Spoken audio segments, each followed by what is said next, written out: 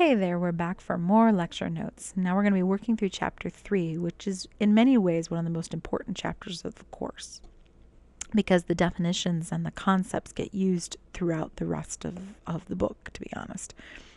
We take a little break from it in chapter 4 and 5 and 6, but we'll be back to it very shortly. So we're going to start off with measures of central tendency.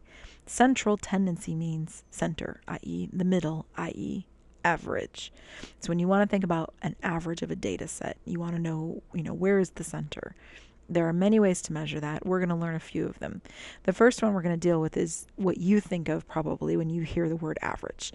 So when you hear the word average, or when you get a test back in a class and you're like, hey, teacher, what was the average?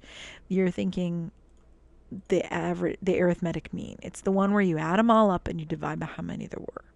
We're going to take it one step further. There are actually two kind of averages we're interested in. We're interested in the population mean.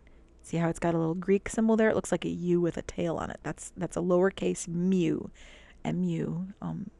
And then there's a sample average, and that's x bar.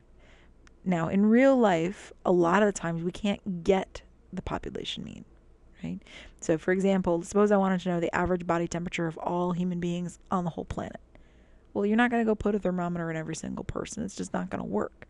So what you do is you get a sample and take the average of them. Right? All right.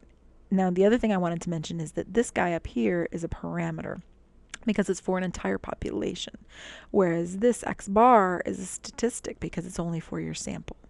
Just remember, P goes with population parameter and S goes with sample and statistic. Now, the thing about these two numbers is that they're not going to be the same, right? Because you take a sample, inherently you have sampling error. Your sample can never be representative of your entire population, but it should be close as long as you took a nice random sample. And that's what I wrote down here. As long as you take a nice random unbiased sample, it should be fine. Right? But what we mean by should be close and close, that's the whole back half of the course. That's called inferential statistics. We're going to be spending a lot of time in there. Namely, you don't know how close they are, but you think it should be in a certain range. Right? And we'll deal with all of that through the last half of the course. All right, now the next thing you want to think about for the mean is that the mean is a balance point. The following dot plot shows the number of representatives per state. What's the mean? Okay, well, there are 435 representatives. There are 50 states. Okay, so 435 divided by 50, that's the mean. So the average, I shouldn't say the average, it's the mean, is equal to 435 divided by 50, which I happen to have Excel right here. Any cell will do.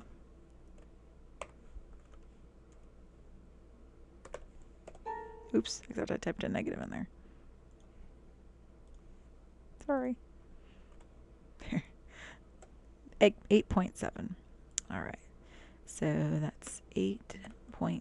All right, now think about what that means. If this was like a teeter-totter, like a seesaw at a playground, lever, whatever, you'd put the fulcrum right at the 8.7 mark. So here's 10, here's 9, here's 8.